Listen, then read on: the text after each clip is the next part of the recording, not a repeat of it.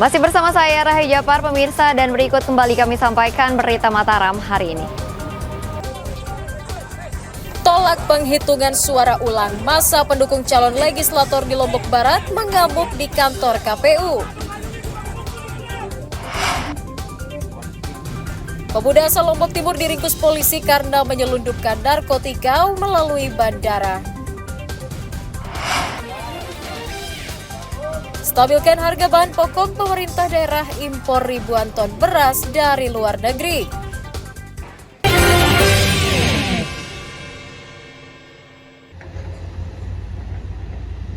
Daya tampung air bendungan Batu Jaya di Kabupaten Lombok Tengah terus menurun memasuki musim kemarau sejak 2 bulan lalu. Bendungan yang biasa menampung 25 juta meter kubik air kini turun menjadi 18 juta meter kubik saja. Hal itu disebabkan menurunnya pasokan air dan sedimentasi bendungan akibat tanaman enceng gondok. Penurunan sekitar 7 juta meter kubik itu berakibat cukup signifikan pada penyiapan kebutuhan air irigasi pertanian dan menyebabkan sejumlah wilayah mengering.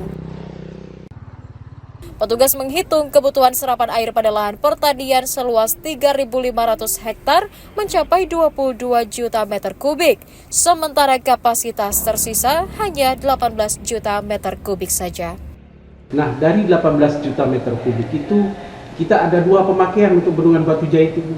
Untuk PDAM sendiri sama untuk irigasi. Begitu. Untuk PDAM, ya, itu kira-kira kalau itu sekitar 50 liter per detik ya. Setelah dikurangi sama PDAM itu ketemu 16,4 juta meter kubik khusus untuk irigasi ya. Nah, sedangkan kebutuhan kita itu agak jauh sama ketersediaan ini.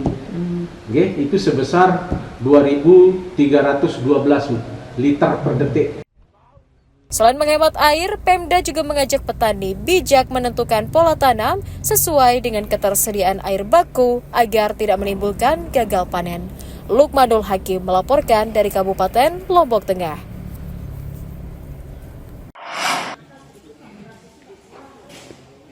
Puluhan ribu ton beras diimpor pemerintah Provinsi Nusa Tenggara Barat untuk mengantisipasi kerawanan pangan di daerah.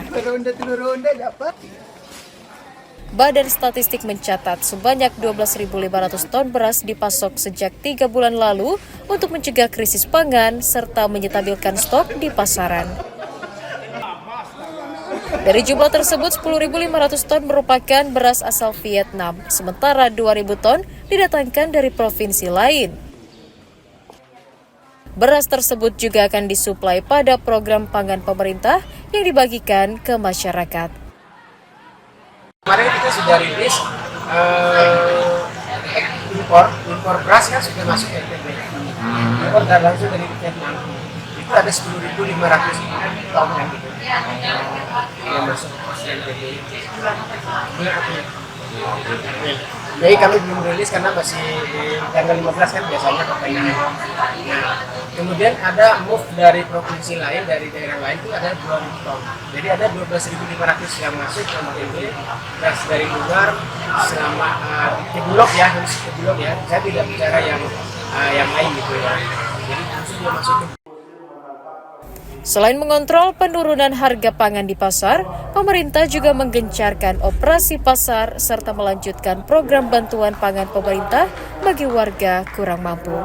Dari Kota Mataram, Emi Kusuma melaporkan.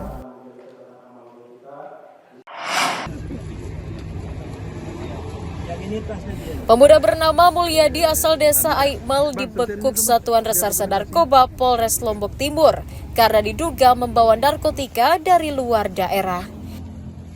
Ia ditangkap sesaat setelah keluar dari area Bandara Internasional Zainuddin Abdul Majid dan hendak kembali ke rumahnya. Pada penggeledahan badan, polisi tidak menemukan narkotika, namun setelah didesak, tersangka mengakui menyimpan narkotika di dalam duburnya. Polisi menyita sabu-sabu seberat 115 gram sebagai barang bukti kejahatan.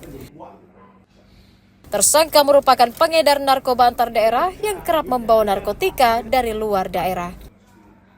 Kami amankan ketika dia baru turun dari Bandara Bizang mengarah ke Aikmal.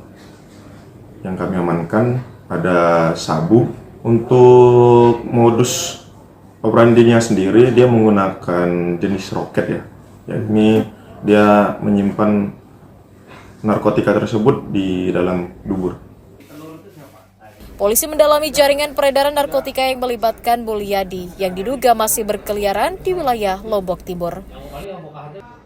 Tersangka dijerat pasal 112 ayat 1 Junto 114 Undang-Undang Nomor 35 Tahun 2009 tentang narkotika dengan ancaman hukuman minimal 5 tahun penjara. Muhtadun melaporkan dari Kabupaten Lombok Timur.